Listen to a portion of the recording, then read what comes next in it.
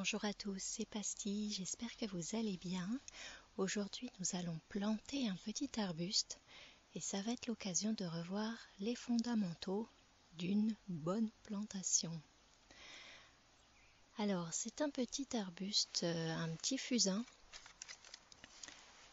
qui a environ 15 cm de hauteur et qui est livré dans un petit godet de 5 cm de côté. Donc c'est un très petit arbuste et ça c'est déjà un des fondamentaux pour réussir une plantation. Il faut planter très jeune, très petit.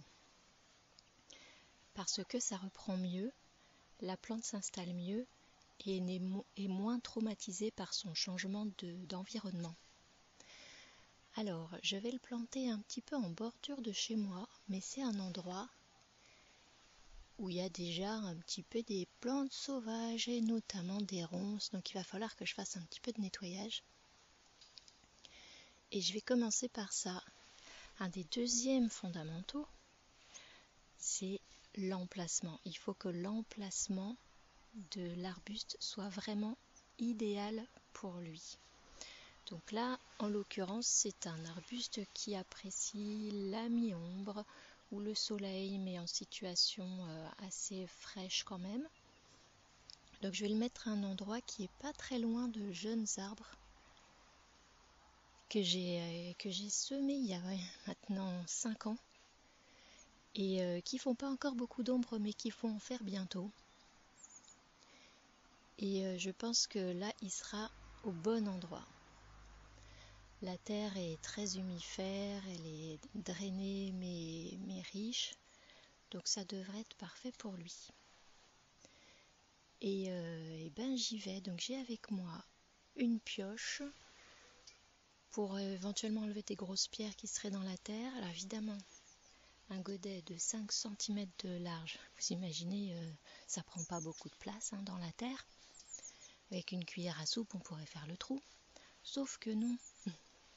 Sauf que quand on prévoit une plantation, et c'est un troisième fondamental, il faut penser à la croissance de la plante jusqu'à sa taille adulte.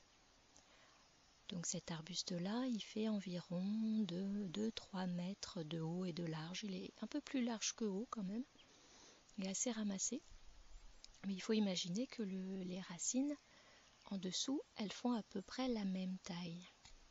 Alors il ne s'agit pas de faire un trou de 2 mètres de profondeur sur 3 de large, mais essayez au moins pour les premières phases de croissance que les racines puissent s'étaler bien dans tous les sens de façon équilibrée pour qu'à l'avenir son réseau racinaire soit bien costaud et bien solide.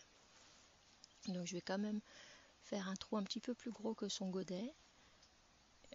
Peut-être on va dire je vais fouiller sur 40-50 cm de large et puis on va dire 30-40 cm de profondeur par là, pour voir s'il n'y aurait pas des gros cailloux qui gêneraient. Mais sinon pour le reste il s'en sortira très bien tout seul, il pourra très bien faire son chemin entre les petites pierres et je ne m'inquiète pas de ça. Voilà, c'est parti. Alors oui, une autre chose, là je suis à une température de 12 degrés on va dire à peu près, peut-être même 12, 13, 14. Il y a un beau soleil, il n'y a pas de vent. C'est des conditions vraiment automnales parce que les plantations se font pas quand il gèle évidemment, ni à l'été quand il fait trop sec, quand il y a trop de sécheresse. Il faut faire attention aussi à ça au moment de la plantation. Mais là, il n'y a aucun souci. On peut y aller maintenant. Ouh, une petite mésange qui vient se percher tout près de moi. Petite mésange bleue qui parle. Allez, on est parti. Donc j'ai aussi mes gants que je suis en train de mettre. Une petite griffe à 3 dents, une petite pelle, vous savez, dont on se sert pour faire les petits pots, et un sécateur pour les ronces. Je suis pas sûre de on va dire, de dessoucher complètement les ronces parce que c'est une bonne protection pour les très jeunes arbustes, comme le mien. Mais par contre, je vais les raccourcir. Et un seau comme d'habitude pour si jamais je trouve des bouts de verre ou des saletés.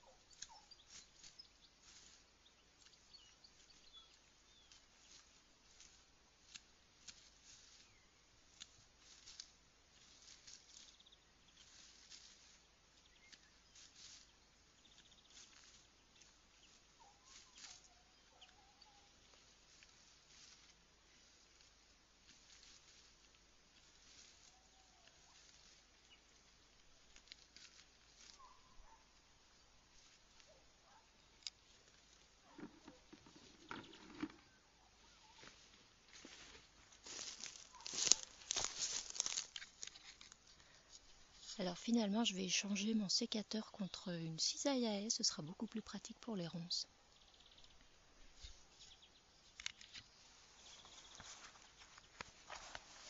Histoire d'être un petit peu plus loin de l'endroit qui pique. Il y en a très très peu, mais bon.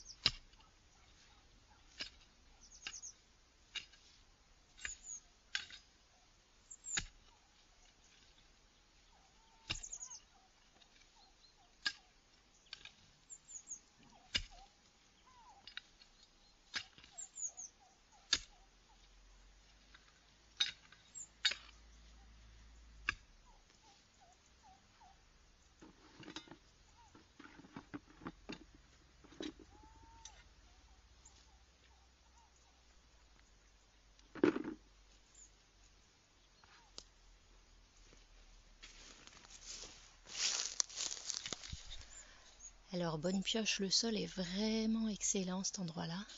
Il y a quelques cailloux mais pas trop gros. Je vais les enlever quand même, ils font la grosseur du poing, un peu plus, donc je les enlève. Sinon on a des masserons. Les masserons c'est une plante qui se mange d'ailleurs, qui fait un gros pivot, une sorte de gros navet carotte. Donc je vais les enlever aussi parce que ça prend beaucoup de place, je voudrais pas que ça fasse concurrence aux toutes jeunes racines de mon arbuste. Il y a un peu des mauves aussi que je vais tailler ou écarter. Et sinon, tout va bien. Il va avoir une très chouette place, je pense. Allez, donc je nettoie la place et on va planter ensuite.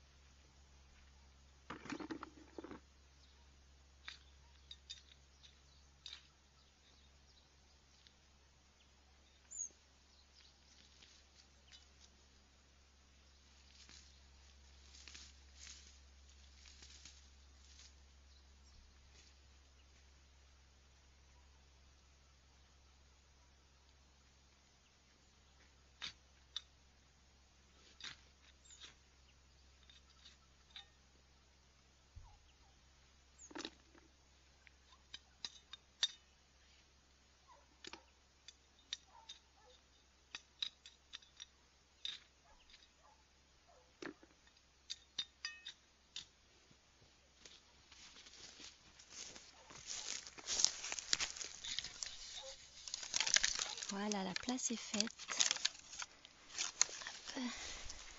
J'apporte la petite motte. Alors je suis contente, le pépiniériste, il a vendu ça, il m'a expédié ça dans du papier craft. Donc une expédition sans plastique, c'était vraiment sympa.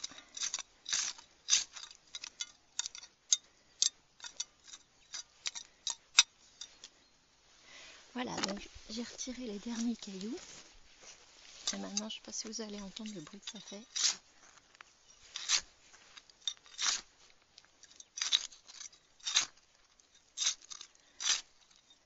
Le bruit d'une terre idéale pour la plantation.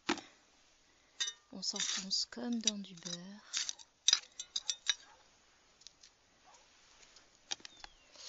Et j'ai trouvé un morceau de verre.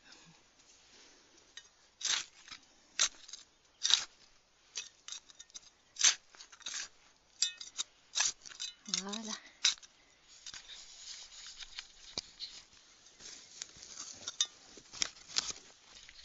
Alors, quand on dépote un petit arbuste, il faut toujours regarder comment sont les racines.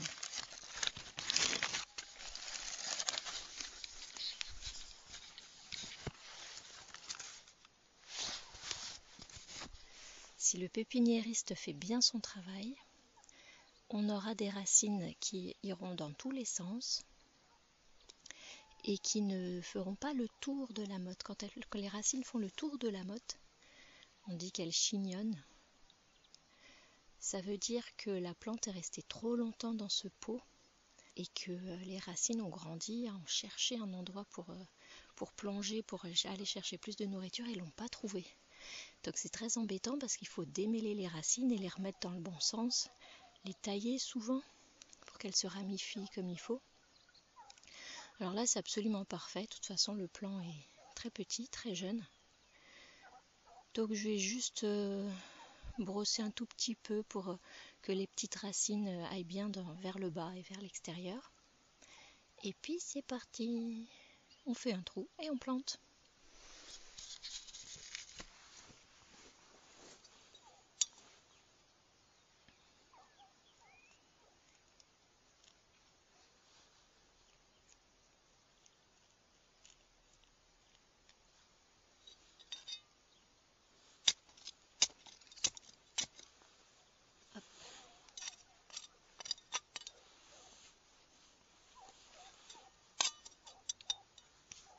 Et voilà.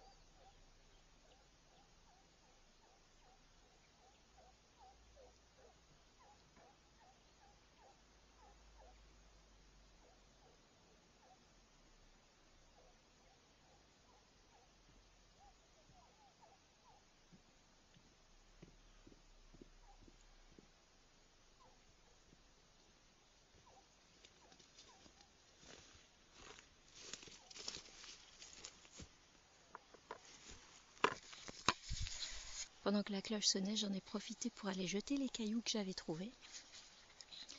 Et j'en profite pour faire un rappel, il n'y a jamais de déchets dans le jardin. Donc les cailloux, je les mets sur un petit muret que je commence à faire. Tout petit muret, hein, mais qui va me servir de petit muret de soutènement pour une micro-terrasse. Comme j'ai un jardin en pente, je casse la pente régulièrement, ce qui me permet de faire des plantations et de mieux recueillir l'eau de pluie pour éviter l'érosion. Et je suis revenue avec un seau d'eau, donc j'ai à peu près 5 litres d'eau, ce qui va suffire pour cette petite plante-là. Sachant qu'il faut toujours planter qu'il faut toujours arroser quand on a planté, peu importe qu'il ait plu récemment ou pas. Tiens, une petite chenille, elle va dormir un peu plus loin. Pour tout simplement chasser les grosses poches d'air, pour que la terre adhère bien aux racines. Parce que les racines elles vont sortir du petit godet. Il faut qu'elles trouvent une terre accueillante. Voilà, donc on fait aussi autour du plan, on fait une petite cuvette. Surtout que là j'ai un terrain en pente, donc c'est histoire que l'eau qui sert à l'arrosage reste à peu près autour du pied. Hop.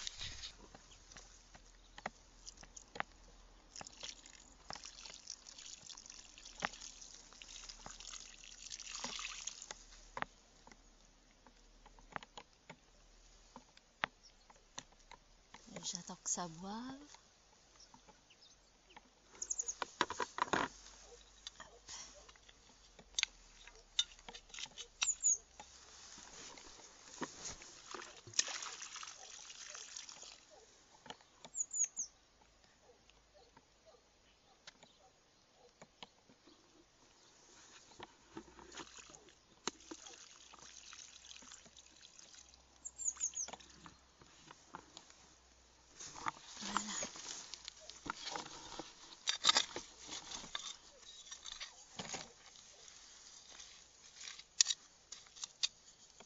Avec ça, il est bien parti.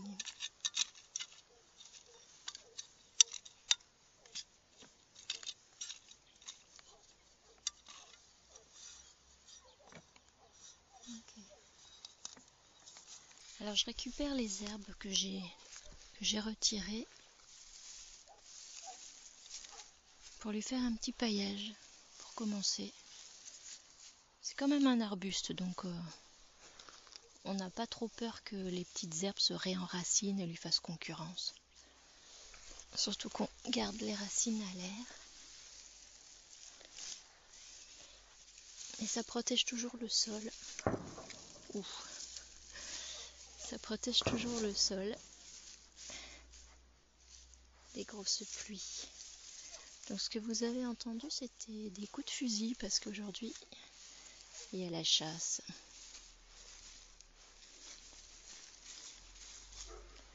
On entend d'ailleurs les chiens aboyer. Un dimanche matin à la campagne, voilà. Ok.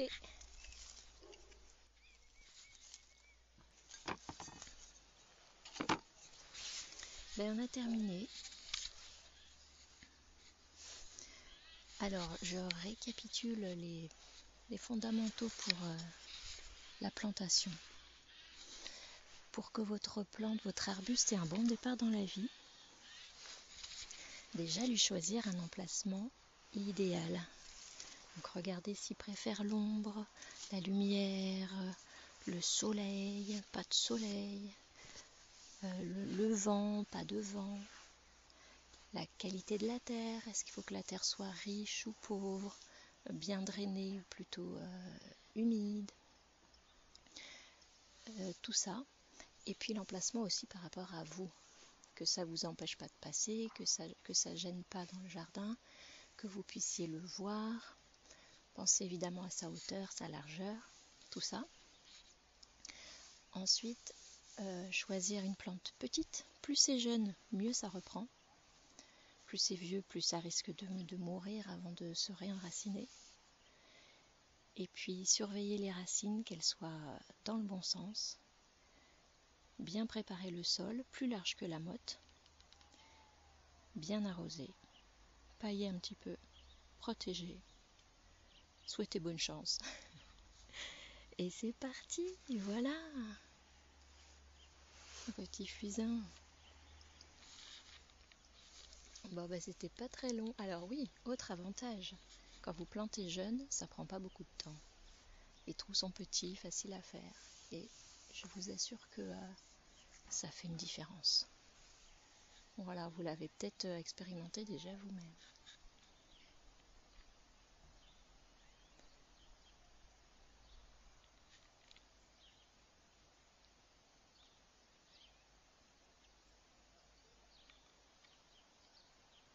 On n'entend pas que les coups de fusil, on entend les oiseaux aussi, ça fait plaisir. Quand j'enregistre, on est le 29 décembre, c'est l'année qui se termine. Et je vous ferai bientôt une visite du jardin, visite hivernale du jardin. Mais l'hiver ici est vraiment très doux. Devant moi, j'ai encore une marguerite verte. Une autre plante dont j'ai oublié le nom, qu'on m'a donné, qui est jaune safran, juste à côté, qui est super belle. Voilà, mais on fera bientôt une visite un peu plus longue. En tout cas, eh bien, j'espère que cette année s'est bien passée pour vous. Quand on se reverra, ce sera 2025. Quand on se réentendra, ce sera 2025.